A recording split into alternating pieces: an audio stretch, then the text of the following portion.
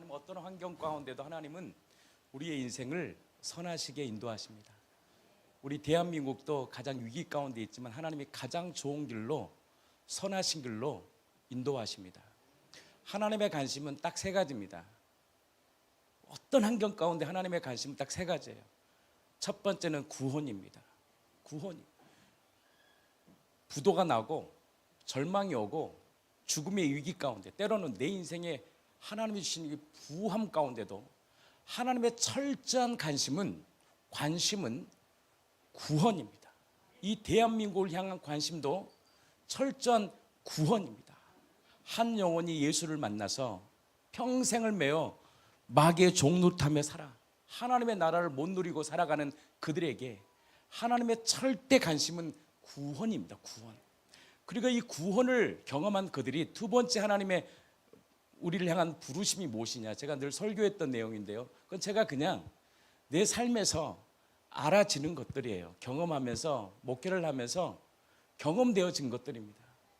지금 제가 설교했던 모든 것들은요, 제가 경험한 거예요. 다 내 삶에서 절망이 오고 낙심이 오고 그 위기 가운데 수많은 삶의, 여러분들도 그렇지만 다 삶의 위기가 있잖아요. 고난이 오고 때론 우울함이 오고 소망이 없고 앞이 캄캄하고, 저도 동일합니다. 문제를 어떻게 해결할 수 없는 그 문제들, 많은 문제들을 또 해결해 나가고, 때로는 그 해결하지 못하는 내 인생 앞에서 좌절할 수밖에 없는 우리의 인생은 다 똑같아요. 또 내년이 두렵고 삶을 어떻게 살아야 되나, 경제는 어려워지고 지금 삶이 지금 살기가 너무 빡빡하잖아요. 그런 우리의 인생 앞에서 하나님의 절대 관심은 구원이더라고요. 구원하기를 원하는 거예요. 두 번째 관심이 뭐냐면 구원을 받은 자가 어떻게 사느냐인 거예요. 내가 사는 것이 아니라 내 안에 계신 그분이 나를 통해서 하나님의 나라를 누리기를 원하는 거예요. 하나님의 나라는 다른 게 아니거든요. 의 안에서 주시는 희락과 화평함이거든요. 그 하나님의 나라를 이 땅에서 누리기를 원하는 겁니다.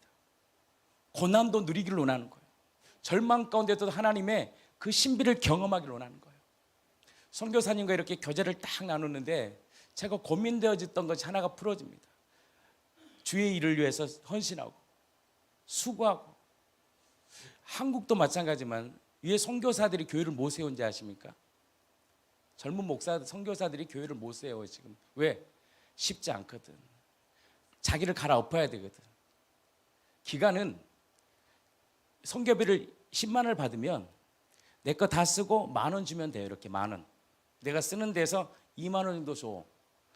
교회를 딱 개청하는 순간 자신의 모든 것을 갈아엎어야 되거든. 자신의 시간과 자기의 수고와 자기의 가진 모든 것들을 갈아엎지 않고는 결탄코 교회가 세워질 수 없습니다. 여기서 말하는 교회는 뭐냐면 나와 평생을 같이 하는 제자들을 세울 수가 없어요. 말씀을 잘 전하면 사람들이 모이더라고요. 그러나 제자는 절대 그렇게 세워지지 않습니다. 제자는 함께 울고 웃어야 됩니다. 내 것도 다 내어 던져야 돼요. 그때만이 참 제자가 세워지더라고요. 나는 다 가지고 있어. 나는 뒤에 통장 다 채우고 나 노후 다 준비해 있어. 그리고 성도들은 괴로워해. 내 거 하나도 안 내놔. 교회 안 세워집니다. 탁월한 설교관을 만들 수 있죠. 그러나 참된 제자들은 절대 세워지지 않습니다. 갈아엎어야 돼요. 성도들이요, 불꽃처럼 다, 속된 말로요, 영이 다 열려가지고 다 알아. 다 알더라고. 근데 갈아엎지 않으면, 그래서 선교사들이 교회를 못 세우는 거예요. 왜? 어렵거든. 지금의 현실 앞에서 내가 받은 이 지금 후원비랑 삶이 더 걱정되거든. 그렇지 않아요. 하나님이 하시면 하나님이 책임진다는 것을 못 믿어서 그러는 거예요. 갈아엎은 거예요, 선교사님이 자기의 인생과 삶을. 저랑 비슷한 과여가지고 드리는 거예요, 이렇게 하나님 앞에 필요를. 그러다 보면 하나님이 위기가 찾아옵니다. 저는 하나님의 사람들은요, 반드시 고난을 준다고 저는 확신합니다. 여러분들 이런 말에 동의를 별로 안 하는데, 진짜 하나님이 사랑하는 사람들은요, 죄송하지만 이런 말 들으면 여러분 부담될지 모르겠지만 고난을 줍니다. 근데요, 고난 가운데 하나님이 주시는 신비들이 있습니다. 고난 가운데 주시는 하나님을 바라볼 때 세상이 줄 수 없는 신비들이 있어요. 그 신비를 알아야 돼요. 대화를 하다가 나는 왜 이렇게 고통받아야 돼? 간증했잖아요. 우울증이 오고 낙심이 오고 그럴만 하겠더라고요. SBS에서 방송에서 찾아오고 그런 것을 덮고 회개하는 마음으로 나아가고, 그분이 잘못한 게 아니에요.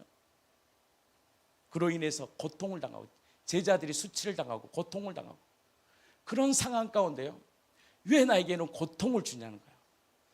정말 주님의 나라가 임했으면 영광을 받아야 될 거 아니에요. 저도 마찬가지예요. 어떤 일들을 이루고 정말 하나님의 나라가 이루어가면 하나님이 영광을 받아야 될 거 아니에요. 하나님은 정확히 아시는 거예요. 뭘 아냐? 그 영광은 나만 취할 수 있다는 걸 아는 거예요. 그래서 이 고통을 통해서 뭘 경험하느냐? 이 영광이 주님만이 취한다는 것을 철저히 인정하게 합니다. 철저히 근데 만약에 이 고통이 없잖아요. 그럼 뭐가 일어나냐? 그 영광을, 하나님의 영광을 내가 취해버려요. 저도 철저히 알겠더라고요. 근데요, 취할 수 없도록 나의 감정을 깨부셔버리는 거예요. 우울감을 주는 거예요. 힘을 빼버리는 거예요. 아무것도 뭘 해도 그렇게 기쁘지 않아. 가정이 왔잖아요.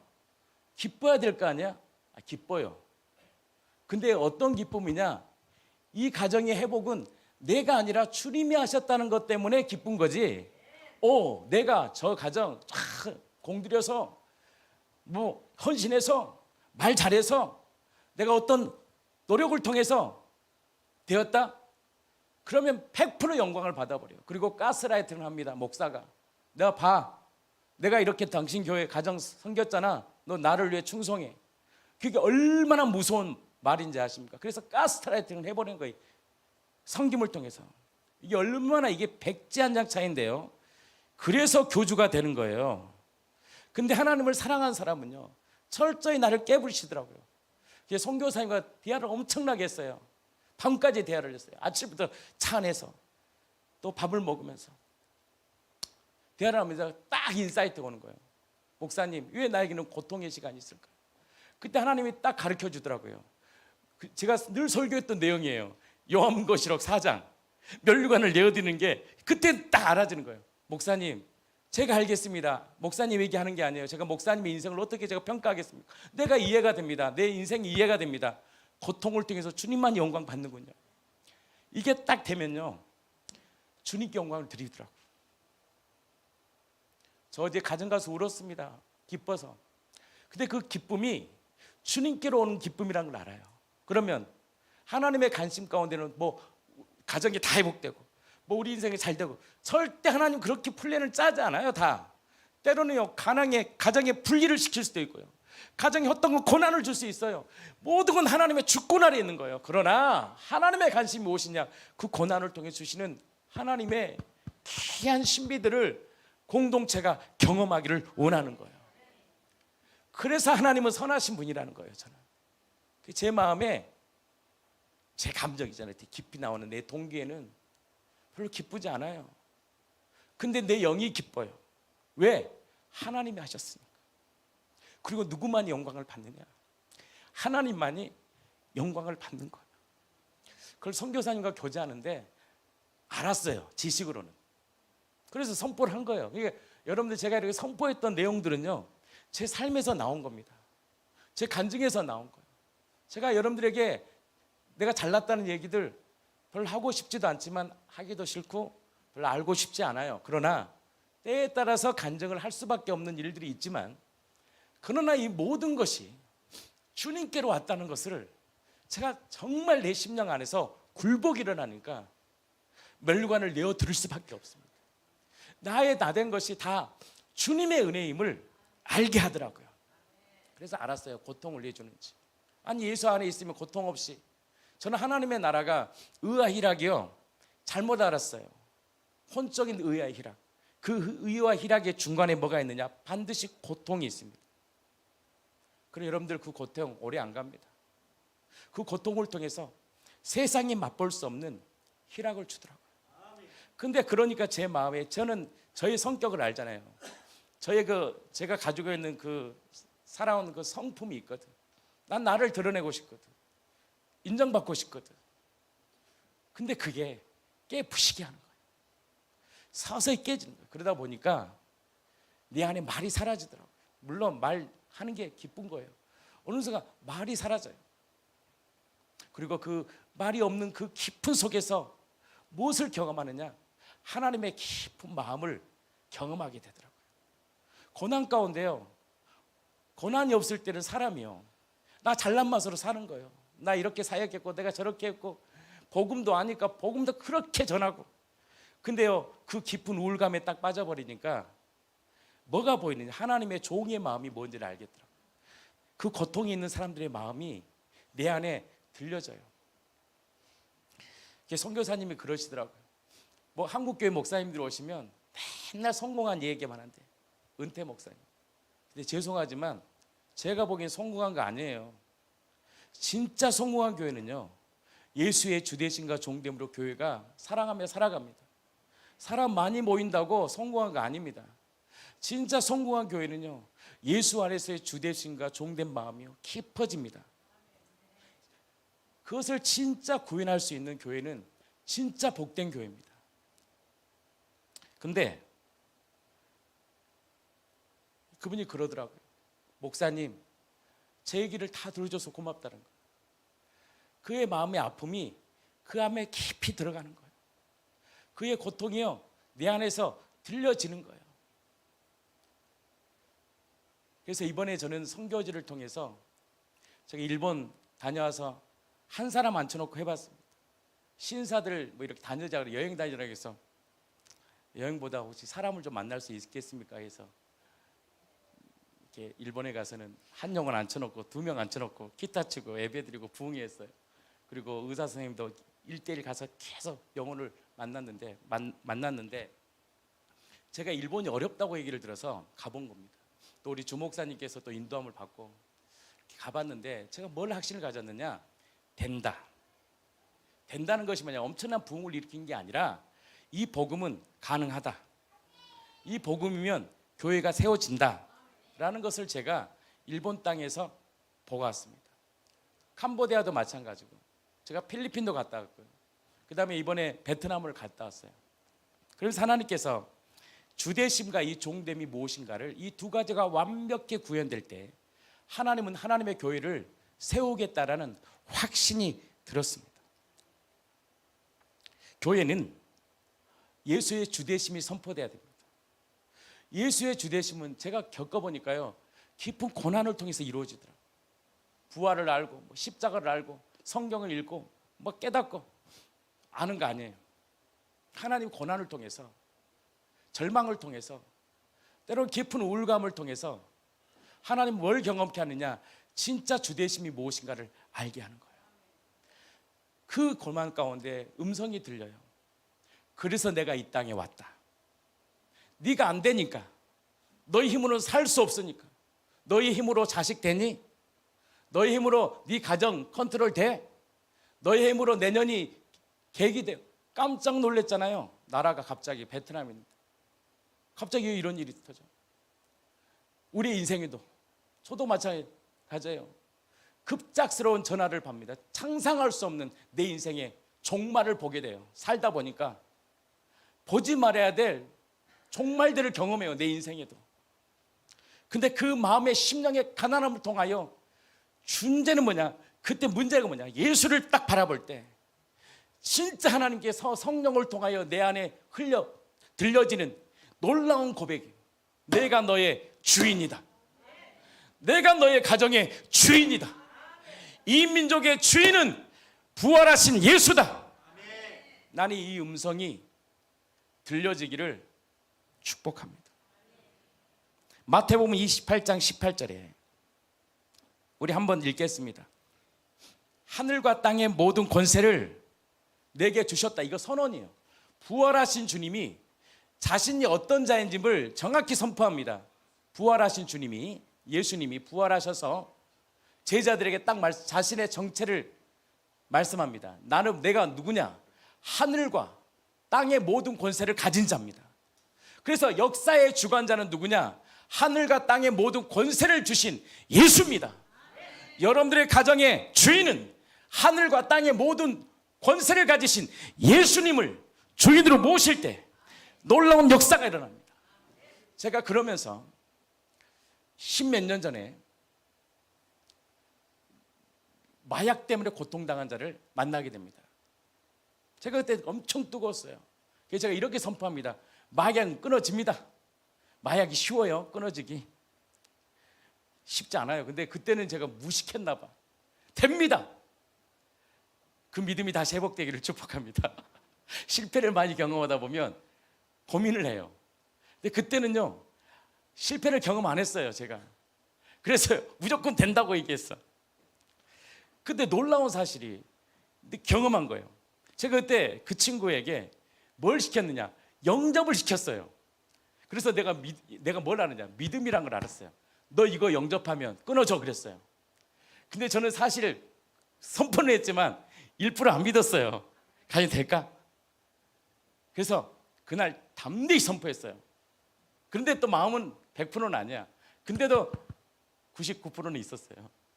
선포를 했어요. 놀라운 사건이 뭔지 아십니까? 끊어져야지 반전이에요. 안 끊어져야 반전이에요. 근데 하나님 은혜예요. 끊어질 수도 있고 안 끊어지는데 그날 딱 오는 거예요. 목사님, 그 약을 끊었어요. 신기해요. 어떻게 끊을 수 있죠? 고백했잖아. 예수님의 주인 되심을. 그럼 저는 다 될 줄 알았어. 근데 그것도 하나님의 허락하심이라는 걸 아는 거예요. 내 믿음과 하나님의 믿음이 딱 결부가 될 때 역사가 일어나는 거예요. 근데 무엇을 내가 얘기하고 싶었느냐? 하늘과 땅의 모든 권세를 주신 그분을 영접, 내 마음의 주인으로 모시는 것이 구원의 시작이라는 걸 한 거예요, 제가. 그것이 단순 그냥 사형리 공부하면서 전도를 받아서 영접해야 돼가 아니라 절대적이라는 걸 한 거예요. 그걸 영접할 때만이 하나님과 우리의 관계가 다시 세팅되고 다시 하나님 중심 안에서 주님이 언약을 세우신다는 이 놀라운 사실을 제가 알게 됐습니다. 그래서 영접이라는 것이 얼마나 큰 축복인지 알았어요.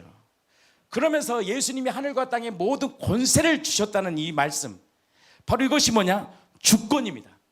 여러분들의 가정과 우리의 모든 민족의 모든 삶의 경영자는 하늘과 땅의 모든 권세를 가진 자입니다.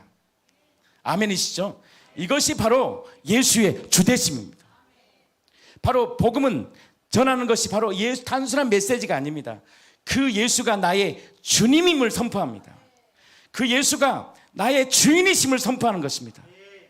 그래서 고린도서 4장 5절은 우리에게 말씀합니다. 한번 띄워주세요.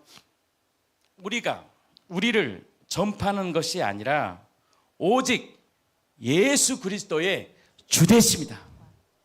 나를 전하는 게 아니다. 내 자랑하는 게 아니다. 내 간증하는 게 아니다. 그건 열매일 뿐이에요. 뭘 전할 때 열매로 다시 일어나는 그리스도의 열매입니다. 그 열매로 확증되느냐? 바로 예수의 주되심입니다. 그럼 그 예수의 주되심이 됐다라는 열매가 뭐냐? 철저히 범사의 그분을 인정하는 것입니다. 철저히 나의 모든 삶은 주님의 것이라는 것을 인정하는 거예요. 그래서 모든 삶을요 주님께 맡기며 사는 거예요. 사랑하는 성도 여러분, 여러분들의 인생을 주님께 맡기십시오. 이 눈에 아무 증거 아니 배우고 내 뜻대로 안 되고 내 계획대로 안 되고 내 삶에 내가 플랜대로 안 될지라도 내 안에 계시는 모든 권세와 땅의 권세와 하늘과 땅의 모든 권세를 가지신 그 예수님을 딱 붙드십시오. 그리고 어떤 환경 가운데요 범사의 그분을 인정하십시오. 범사의 그분을 인정하십시오. 그러면 그분께서 우리의 인생을 지도하십니다. 지도하셔요. 제가 선교를 가니까요 생각나는 분들이 있어요. 누굴까요? 맞으신 분은 제가 누굴까요? 우리 성도들이 생각나요. 야, 우리 성도들이 이걸 누리면 좋겠는데. 야, 우리 성도들이 베트남에 가면 서민 음식이 있는데 2만 원짜리 혹시 베트남 가면 먹을 수 있습니다. 2만 원밖에 안 들어요. 4명이 배 터지고 2만 원. 그렇게 맛있는 거예요. 좋은 것도 먹었어요. 그리고 하나님의 나라를 보았어요. 나는 우리 성도들이요, 그 하나님의 나라를 누리기를 원합니다. 내가 경험했던, 내가 보았던, 내가 누렸던, 내가 경험했던 그 하나님만이 줄 수 있는 하나님의 나라를 함께 누리기를 원합니다. 어떤 분이 이번에 27일 날 우리 어디 가잖아요. 다 갈 수는 없고 뭐 형편이 있지만 제가 그분에게 그렇게 말했습니다. 나는 그 기쁨을 함께 누리고 싶습니다. 나는 이 하나님 허락하신 시간을 당신과 함께 누리고 싶습니다. 이 말이 은혜스러워요? 아니면 아유 믿음으로 한번 가보시죠? 아니면 언제 놉니까? 이때 한번 또 시간 갖지? 뭐 이것도 다 맞는 말이겠지만 제가 그 감동이 오더라고요.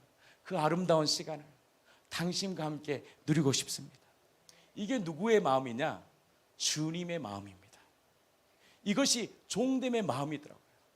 내가 보았던 베트남 현장에서 보았던 하나님의 나라, 필리핀 현장에서 보았던 하나님의 나라, 일본 땅에서 보았던 하나님의 나라, 미국도 제가 2번 갔다 왔죠. 미국에서 보았던 하나님의 나라, 이란 땅에서 보았던 하나님의 나라를 나 혼자는 볼 수 없다. 우리가 함께 누리기를 원합니다. 그래서 사랑하는 성도들이요, 2025년들은 선교 통장을 하나씩 만드세요. 아니면 대출 받아도 돼요. 나는 여러분들이 이 땅에만 머물지 않기를 축복합니다. 하나님의 주신 나라들을 보기를 원합니다. 그래서 주신 하나님의 풍성함과 때로는 그 풍성함 가운데만 있는 게 아니에요. 때로는 고난도 받고 때로는 예수 때문에 또한 우리가 고통도 받을 거예요. 그 고통까지도 나는 이 교회가 함께 누리기를 원합니다. 가고 싶어요. 같이 그 나라를 함께 보기를 원합니다. 그래서 2025년도에 제가 일본 하나님이 그 마음을 줬어요. 선교의 전초기지를 만들어라. 그 마음을 부어줬어요. 왜냐하면 여러분들 가보셔서 알겠지만 우리들의 이 복음이 여기서 있다면 그냥 이게 무감각하다가 그것이 선교 현장 가운데 같이 교제하다가 나누다 보면 이것이 실제임을 경험합니다. 우리는 거기서 사역을 하러 가는 게 아닙니다. 하나님의 나라를 경험하고 누리기를 원합니다. 그래서 내년부터 다시 우리 교회가 선교의 현장을 전초기지를 만들 것입니다. 또 우리 상현 집사님도 이제 말레이시아를 가잖아요. 그냥 보낸 게 아니지 않겠습니까? 그래서 하나님의 뜻 안에서 우리 교회가 베트남, 다시 캄보디아 방금 전에 김용국 선교사님과 통화를 했어요.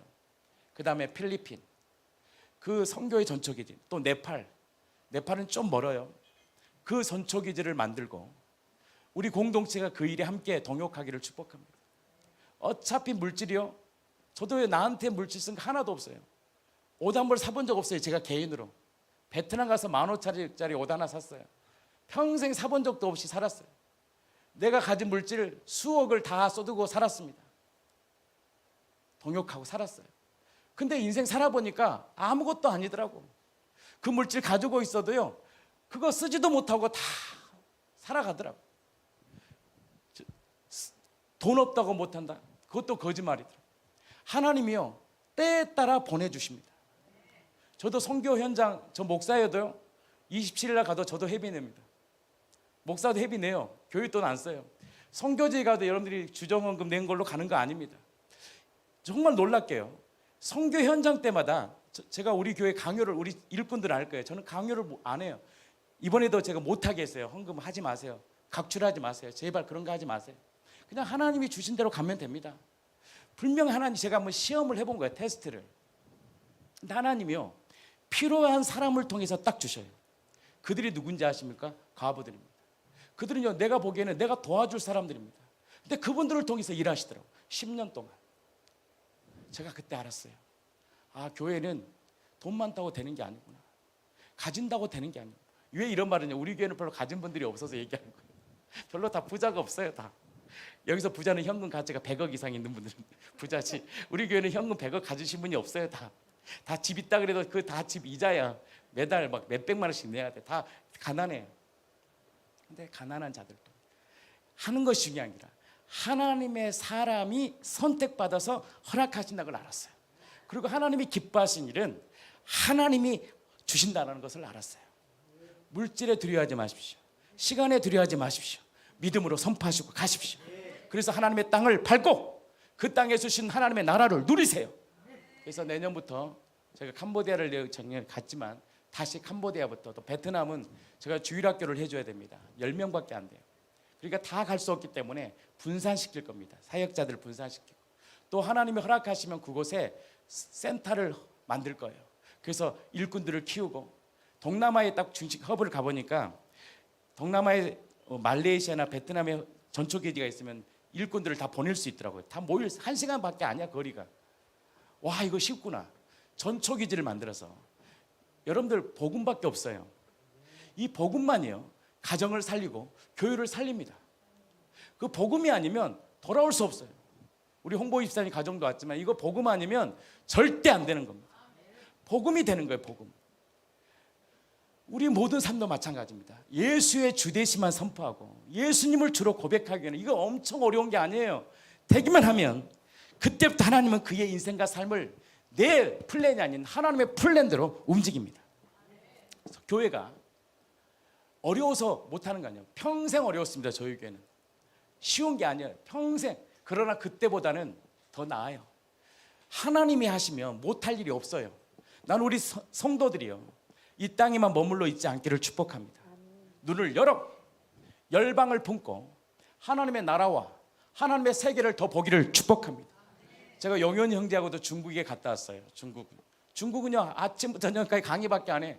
그리고 제일 맛있는 삼겹살 하나 먹고 와요. 그래도 그곳에서 주시는 하나님의 나라가 있어요. 제가 캄보디아는 우리 영민 형제를 데리고 갔습니다. 영민 형제랑 우리 한 거 별로 없어요. 근데 영민 형제님이 그걸 알아요. 인도급 출신이잖아요. 그 열정이잖아요. 열정. 근데 영민 형제가 그러더라고요. 저한테. 목사님, 저는 사역이 무조건 복음만 전하는 줄 알았어요. 선교사님을 모시고 사역하는 것을 자기가 현장에서 직접 여기서 봤다라는 거예요.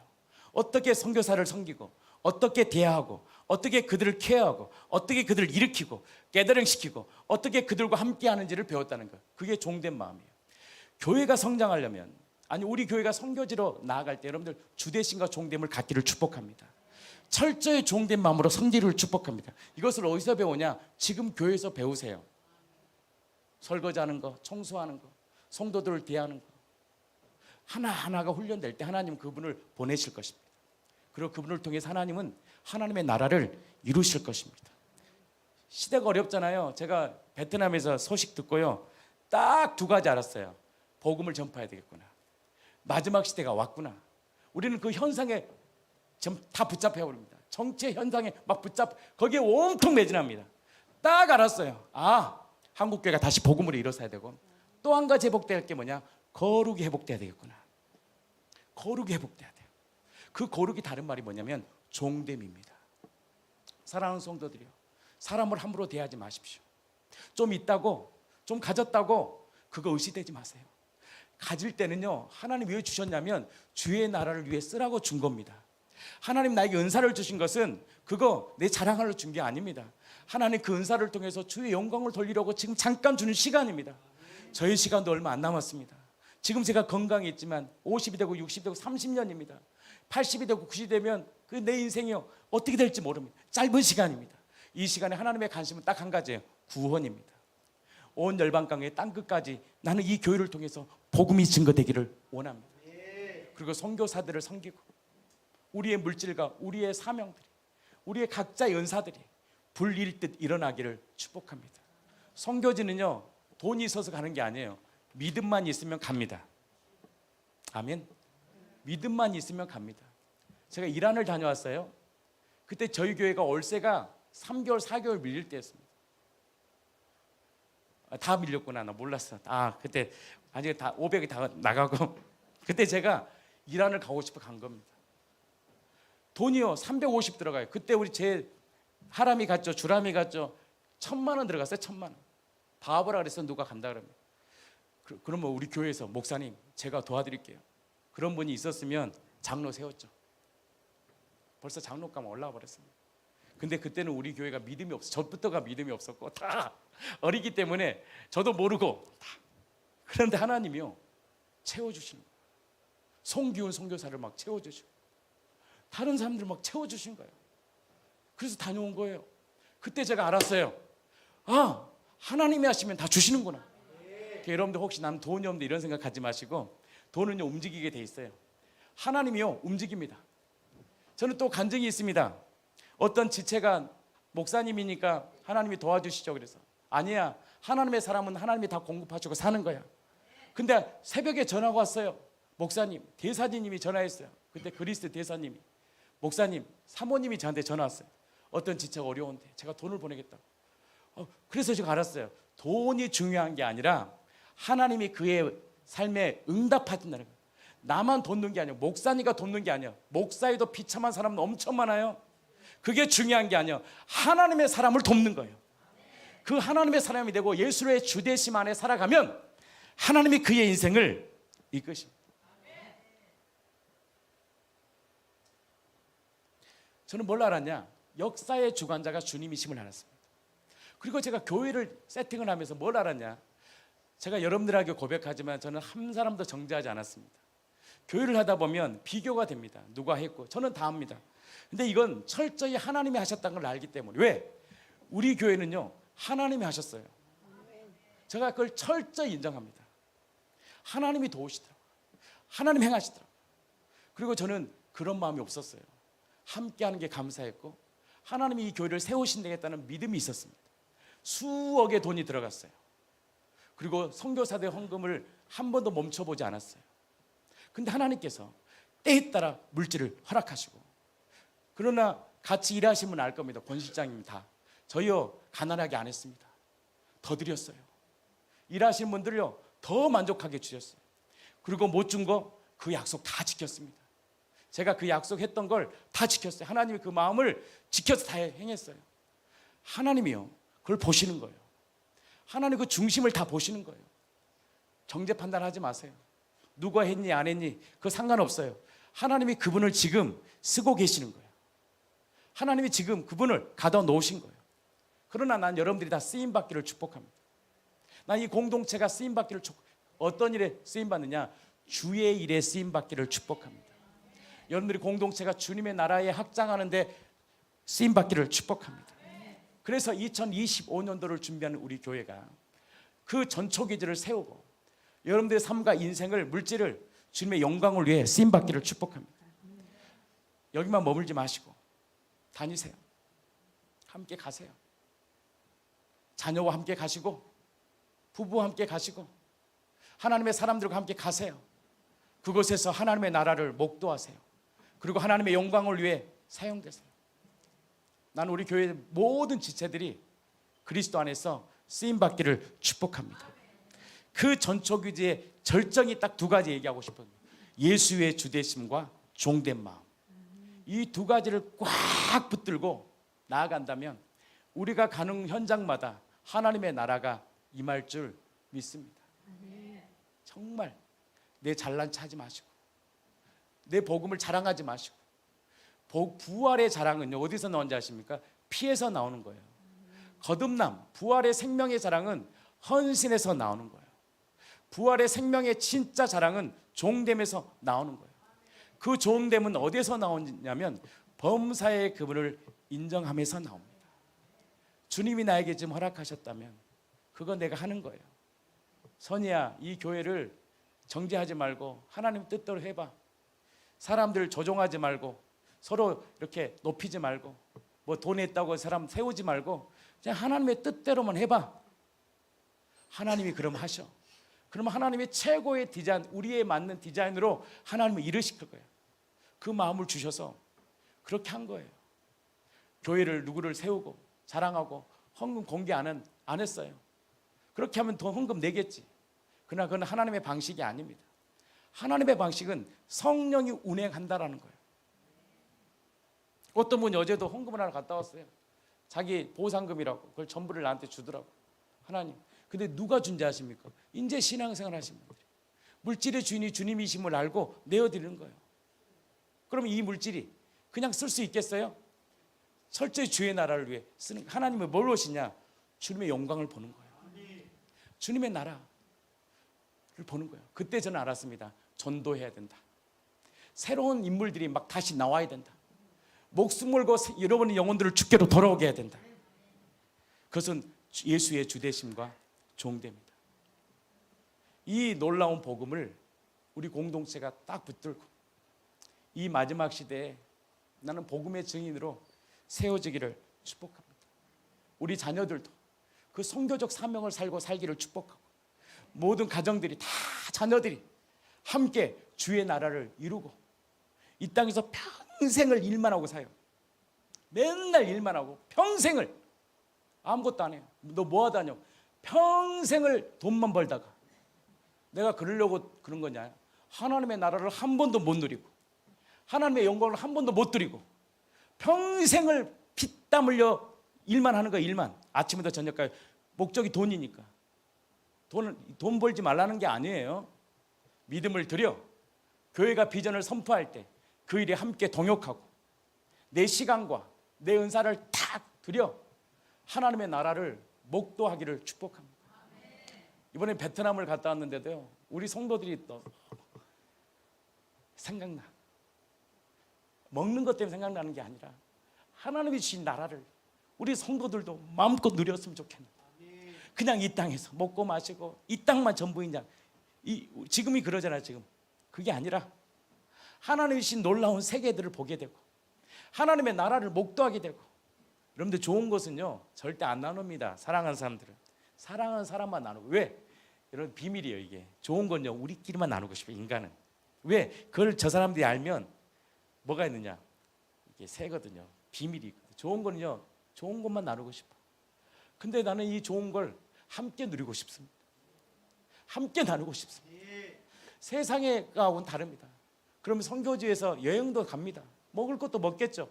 복음도 전하겠죠. 세상과 다릅니다. 하나님 안에 있는 누림은 생명의 풍성함이 있고요. 그 생명의 풍성함 가운데 주시는 하나님의 음성을 듣게 됩니다. 어떤 음성입니까? 내가 너를 사랑한다. 너는 받을 만한 존재야. 그리스도의 생명의 풍성함을 가정들마다 누리기를 원합니다. 다음 주에 결혼하시는, 다시 새롭게 언약을 맺으신 우리 송광철 형제님, 우리 선생님 가정에도 그 하나님의 생명과 평강이 있기를 축복합니다. 함께 선교도 나갔으면 좋겠습니다. 얼마나 멋진 인생입니까?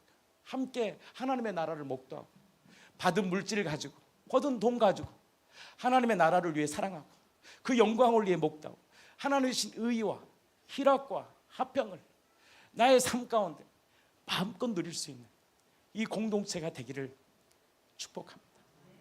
우리 황종우 사모님 선교 보고 좀 이따가 하고 사모님하고 얼마나 교제를 많이 나누시는지. 이 복음이 있다 보니까요, 복음이 그 선교사님이 결국은 맨날 본질을 얘기하니까. 카페도 본질이 아니에요. 여러분, 뭐 한글 학교도 본질이 아니에요. 본질이 부활하신 예수님이 우리 가정의 교회 주인만 되면 하나님이 교회를 이끌고 가정도 이끄는 것이에요. 그 본질을 우리 교회가 15년 동안을 계속 준비했습니다. 이제 우리 교회가 함께 주의 나라를 이루었으면 좋겠습니다. 하여튼 간에 우리 교회 성도들은요 다 나가야 돼. 아멘 좀 해주세요. 서영이는 일본어를 잘 배워서 나랑 일본을 가야 돼. 다 가야 돼. 청년들이요 눈을 크게 뜨세요. 세상은 넓고 할 일이 많아요. 이 땅에 직업 걱정, 자녀 걱정, 결혼 걱정 하지 마세요. 하나님 사람만 되면 줄 서요. 하나님의 사람만 되면 차고 넘쳐요. 내가 고를 수 있어요.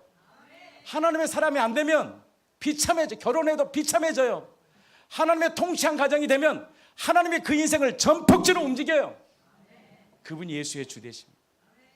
그 종됨을 마음을 통하여 이 교회가 삼위일체 되신 하나님만을 사랑하고 살든지 죽든지 그리스도만을 존귀케 하는 교회 되기를 예수 그리스도 이름으로 진심으로 축복합니다. 우리 공로 없습니다. 우리는 자랑할 게 없습니다. 주님이 하신 겁니다. 주님만이 영광 받으셔야 돼요. 삼위일체 되신 하나님만이 영광 받으셔야 돼요. 나는 그런 교회가 평생 우리 교회가 예수님만을 높이기를 축복합니다. 예수의 이름만을 사랑하기를 원합니다. 분명히 이 교회를 통하여 놀라운 실력가들이 나올 겁니다. 기업가들이 나올 겁니다. 무너진 기업들이 다시 일어날 겁니다. 반드시 가정들이 다시 일어날 겁니다. 그때 한 분만을 자랑하십시오. 바로 예수 그리스도만을 높이십시오. 그 예수 그리스도의 이름만을 존귀케 하십시오. 그분만이 찬양받으시기에 합당하신 우리의 왕이십니다.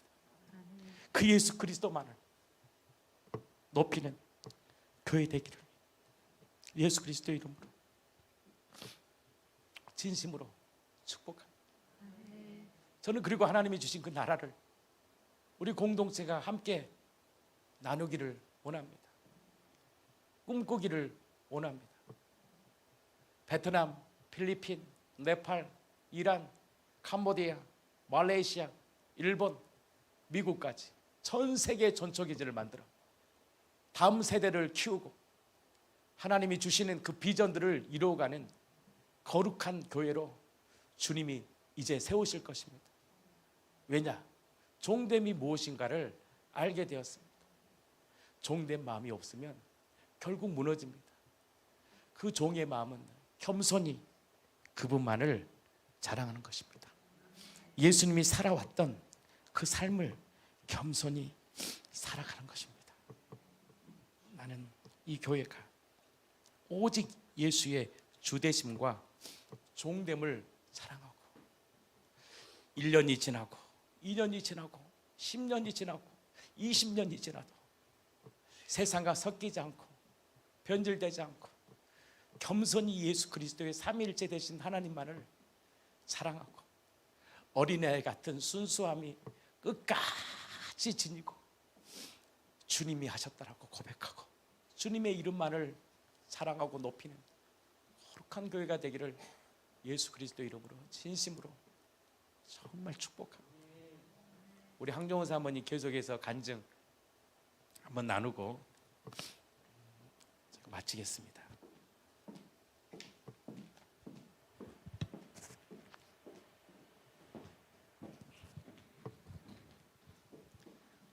할렐루야. 목사님이 너무 말씀을 잘해 주셔서 제가 할 말이 있을까 싶었는데 이 자리에 섰습니다. 저희가 이제는 개척을 해서 지금까지 저희 교회에서 파송한 선교사님은 없어도 그래도 꾸준히 한 번도 거르지 않고 계속 이제는 8개, 지금 더 많지만 8개 교회 이상을 계속 지원을 해왔잖아요. 근데 이제 베트남 선교사님은 아마 출국하시 11년 전에 저희 교회에 들려서 설교를 하신 기억이 있어요. 그리고는 선교헌금은 보냈지만 특별한 교제는 목사님 하셨을지 모르지만 저희는 잘 모르고 있었거든요. 그때 이제는 목사님께서 사모님과 그 어린 딸, 초등학교 한 7살, 8살 되는 그 어린 딸을 데리고 베트남으로 출국하셨습니다.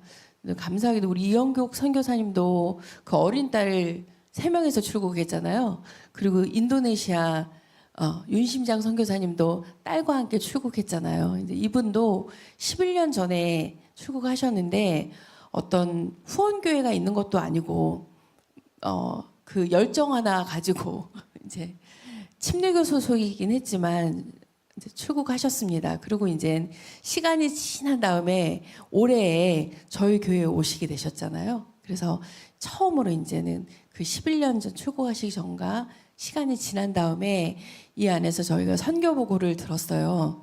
그리고 이제는 선교사님이 막 달려오다가 이분도 베트남이라는 상황이 정말 힘든 상황이에요. 왜냐하면 중국과 같은 사회주의 국가에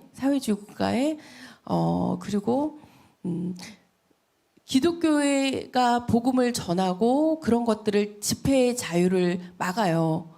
그래서 모이는 것들을 싫어해요. 그래서 그런 제약이 너무 많고 그런데 그런 나라도 나쁜 거는 되게 빨라요. 동성애법은 또 허락이 됐어요.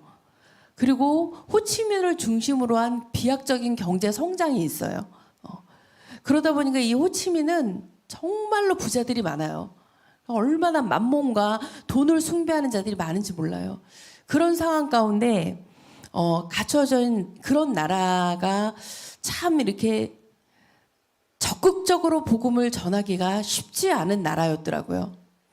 근데 이제는 그런 나라에 이제 선교사로 계시고 이제는 그러고 있었는데 저희는 잘 몰랐는데 그러니까 올해 오시고 나서 이분이 목사님과 사모님만 제발 좀 와달라고 그래서 이제 저희가 갔는데 참 저는 가면서 그런 생각을 되게 많이 했었어요. 어떤 생각 많이 했냐면 정말로 어두운 이 땅 가운데 선교사들이 우리나라에 왔잖아요.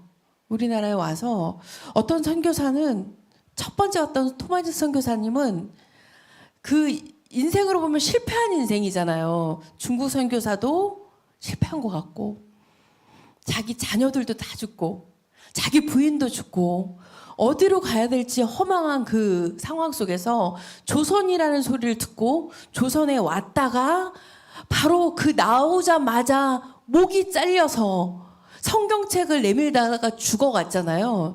근데 봤을 때는 이 사람은 정말 실패한, 그때 영국 교회가 난리 났다고 그러더라고요. 왜 하지 말라는 짓 해가지고 그렇게 사냐고 막 이러면서 난리가 났었다고 얘기를 하더라고요.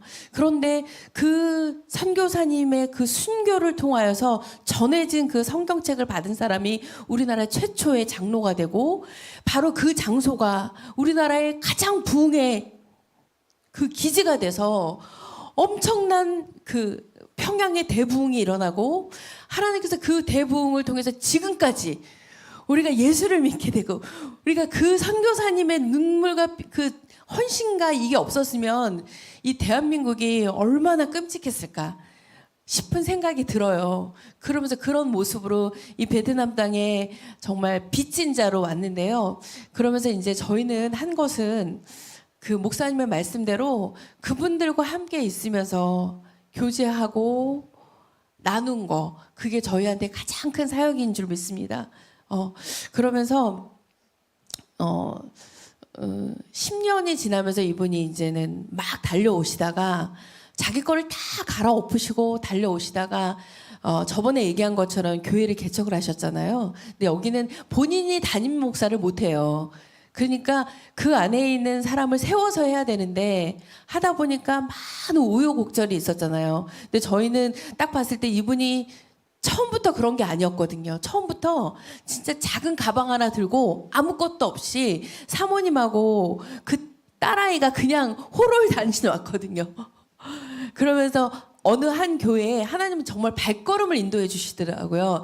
한 교회의 그 옥탑방에서 살면서 그 안에서 아무것도 없이 어디로 가야 될지도 모르고 무엇을 해야 될지도 모르고 그러니까 그냥 한 끼 밥을 먹을 정도의 그런 근데 뭐 이렇게 한국 사람이 있는 것도 아니고 막 이런 상황 속에서 그분을 하나하나 하나님께서 인도하시는 그 과정들 보면서 하나님께서 그냥 내일 먹어야 될 돈, 뭐 아무것도 없는 그 상황 속에서 베트남 그 사범대학교로 그 목사님이 인도해 주셔서 사범대학교에서 아이들 한글을 가르치면서 하나님의 한 걸음 한 걸음 인도해서 사람을 만나게 하시고 그리고 그 안에서 또 주의 종을 세우게 하시고 교회를 만드시고 그 과정 하나하나가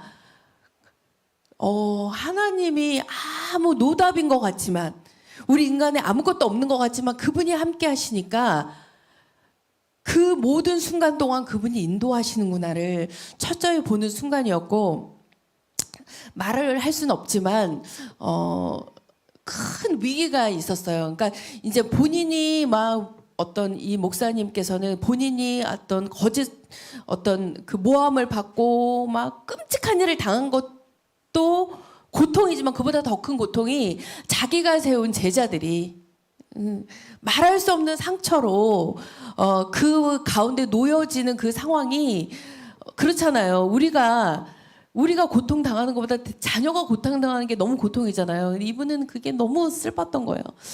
그래서 그 과정 속에서 이제는 저희가 미록교회에 가서 목사님과 사모님을 붙잡고 사실은 미록교회 가기 전에 제가 어떤 꿈을 하나 꿨거든요. 근데 어린아이 같이 생겼는데 외국인 같은 애가 막 너무 아픈 상태에서 일어나지를 못하는 아이를 제가 안고 계속 안고 이렇게 막 기도해 줬는데 애가 살아나는 경험을 했거든요. 근데 딱 가는데 미로교회 목사님하고 너무 닮은 거예요. 그래서 그 미로교회 목사님과 사모님과 교제하면서 막 복음을 전하는 모습을 보면서 그 목사님께서 나를 살리는 것 같다고. 이분이 그 일을 경험하시고 나서 2024년도에는 아무것도 할 수가 없는 상황 속에서 그냥 이렇게 딱 굳어 있는 상태였거든요. 근데 눈물을 막 적시면서 이분들이 그런 고백을 하시더라고요. 그래서 제가 안 것은 그분들의 심정을 충분히 느끼고 경험하는 시간이었던 거예요. 근데 우리는 선교지에 가서 내가 몇 명을 전도하고 어떤 막 선교 사역을 하고 막 뭐를 하고 이런 거에 되게 관심을 갖는데, 근데 가장 중요한 것은 선교사가 살아나는 거잖아요. 선교사님이 힘을 얻는 거잖아요. 그리고 선교사님이 해왔던 그 사역 가운데 우리가 어떤 부분에 부분이 되어주는 거잖아요. 근데 우리는 거기 가서 우리가 뭔가 해서 막 이런 거를 되게 원하는 우리 안에 욕망이 있다라는 그런, 우리가 하나님께서 우리를 쓰신 것도 되게 감사하지만, 우리가 이 한국 교회가, 저희가 어떤 우리가 선포하는 그 많은 교회 가운데서 그 선교사님이 영적인 힘과 능력을 받으면서 일어날 수 있도록 도와주는 것들, 그리고 그 선교사님의 사역 가운데 우리가 어떤 부분을 너무 오버하지도 않고 너무 밑에도 아니라 정말 목사님의 말씀 가운데 종된 마음으로 채우는 부분들이 너무 중요하겠다. 그런 것들을 절실히 느끼면서 지금 그 나라 자체는 그냥 눌리거든요. 이 땅도 눌리지만 그 나라에 가면서 그냥 눌려요. 너무나 우상숭배와 이런 우리랑 비교할 수 없는 그런 나라잖아요. 근데 거기에 있는 것도 사실은, 거기에서 견뎌주는 것도 저는 대단한 것이라고 생각합니다. 저기 할아버지 외할아버지 그 동네에 내기교회라고 있어요. 근데 지금은 정말 교회가 비어 있는데 저는 서줬다라는 것도 되게 감사해요. 왜냐하면 그 초등학교 아이들이, 그때 복음을 들었던 아이들이 지금은 60대, 70대가 됐는데 이 사람들이 이 세상 가운데 나가서 잠시 하나님을 떠나서도 위태로운 순간에 그 복음을 듣고 주님 앞에 서는 모습들을 봤거든요. 그래서 그 호치민은 그렇지만 호치민 외곽에 있는 그 교회들이 막 세우신 교회들이 막 성장하는 교회도 있고, 미로교회는 되게 힘든 상황 속에서 막 고전하면서 막 일어나려고 하는 교회예요. 목사님, 제가 사진을 올리지 않았지만 이 목사님은 막 눌려있는 모습들을 볼 수가 있어요. 그래서 우리가 보면서 구체적으로 이 목사님과 이 선교지를 놓고 어떻게 기도할까를 좀 알게 됐고, 그리고 더 하나님 앞에 이 각 선교지, 인도네시아, 중국, 그리고 유럽도 너무 심각하잖아요. 거기보다 더 심각한 상태가 지금 유럽이고 미국 막 이런 상황 속에서 여기에 서 있는 교회가 일어날 수 있도록, 여기에 서 있는 선교사가 힘을 받고 어떤 내가 분주해지는 것이 아니라 목사님께서 얘기하신 이 복음을 붙잡고 성령의 충만함으로 쓸 수 있도록 할 수 있는 그것이 무엇일까? 저희 교회부터 정말로 성령의 권능으로 일어나서 그 일들을 감당해야 되겠다. 그러면 하나님께서 이 마지막 시대에 우리가 구체적으로 일을 어떻게 할까? 어떤 분이 그런 얘기를 하더라고요. 코로나 이후에 하늘에 있는 것들이 다 땅 위로 올라갔다고. 이게 예전하고는 많이 틀려졌어요. 왜냐하면 AI, 유튜브, SNS를 통해서 마지막 때에 하나님의 말씀이 아주 빠르게 운행할 거다라고 하는 것이 실현이 돼버렸어요. 우리가 지금 그 상태에 있단 말이에요. 우리가 목사님 말씀대로 갈 수도 있고, 이 안에서 이런 것을 가지고 우리가 정말 강력하게 이분들한테 영적인 공급과 힘을 줄 수 있는 그런 시스템을 마련하고 우리가 정말 갖추는 것도 너무 중요하다는 생각을 저는 갔다 오면서 했습니다. 그래서 우리가 더 실제적으로 더 마음을 다하여서 우리가 기도하고 준비해서 우리가 목사님 말씀하신 것처럼 우리가 주신 이 입장 가운데서 하나님의 나라를 이루는 하나님의 도구로 사용되길 기도합니다. 아멘. 15년 동안 저희 교회가 만들어낸 시스템이 있거든요. 복음의 시스템. 이게요 엄청난 복음의 시스템입니다. 제가 교제하다고 아침에 일찍 일어나잖아요. 새벽기도 듣는다고. 아니, 무슨 담임 목사가 부교육자 새벽기도를 듣네. 안 들으면 다음 게 안 나와요. 저는 그걸 듣는 게 뭐냐, 은혜 받고 싶어서 듣는 거예요. 저분을 통해 말씀하신 예수님을 저도 듣고 싶어서 듣는 거예요. 이 시스템이요 엄청 복음의 시스템이 저는 위대하다고 확신합니다. 그래서 이 복음이 땅끝까지 흘러가기를 축복하고, 오늘 심 교수님하고 통화했는데 AI 기술이 다 이제 발전돼 가지고 95%는 번역이 확실히 된다고. 이제 저희 지금 저희 가지고 있는 설교부터 세계국어 시작하기로 했습니다. 그리고 저희 홈페이지가 지금 128개 언어로 번역되잖아요. 그거 지금 준비함을 통해서 이제 제자들을 양육하고 선교사들을 양육하고 또 종된 마음으로 이들에게 복음이 증거되고, 그래서 우리 공동체가 또 이 가운데 누가 선교사가 될지 몰라요. 교회가 파송할지 아무도 모릅니다. 그래서 이 교회가 작게나마 2025년도를 기도로 준비해서 다시 한데 모아야 됩니다. 교회가 하나에 다시 모아야, 예전처럼 다시 기도로 예배로 모아야 돼요. 모이지 않으면 안 됩니다. 함께 기도하고 함께 예배하고 하나님의 나라를 구할 때 강력한 다이나믹한 하나님의 복음의 역사를 쓸 수 있는 종들로, 하나님의 종들로 우리 모두가 쓰임 받기를 원하고, 하나님이 주신 그 하나님의 나라를 정말 누리고 나타내고 증거하는 저와 여러분들의 삶이 되기를 축복합니다. 그리고 우리 사랑하는 선교사님들, 저는 선교사님들이 그래요. 그 자리만 있어도 감사하다고 얘기해요. 그 자리를 지켜줘서 감사하고 함께 할 수 있어도 감사하고, 무너짐도 세우심도 다 주님의 은혜 안에 있는 거 아니겠습니까?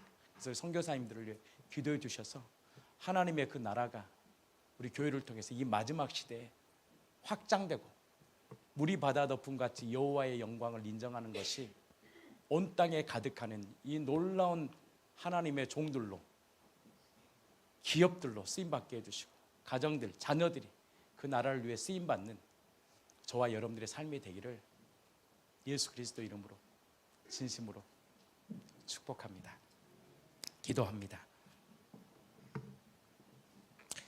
그토록 들었던 복음이 선교 현장 가운데 실자가 되고, 그토록 들었던 복음이 우리의 가정의 실자가 되고, 그토록 들었던 이 복음이 하나님 내 삶의 실자가 되어 그리스도의 나라를 이루어가는 거룩한 공동체 되게 하여 주시옵소서.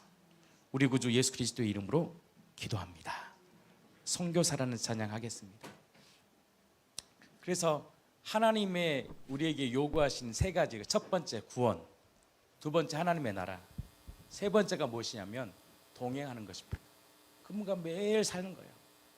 그때 주시는 하나님의 영광을 우리 공동체가 누리고 그 현장을 내 삶이 또 가정 가운데, 베트남 가운데, 필리핀 가운데, 일본 땅에, 캄보디아에 흘려보낼 수 있는 우리 공동체 축복의 통로가 되기를 예수 그리스도 이름으로 진심으로 축복합니다.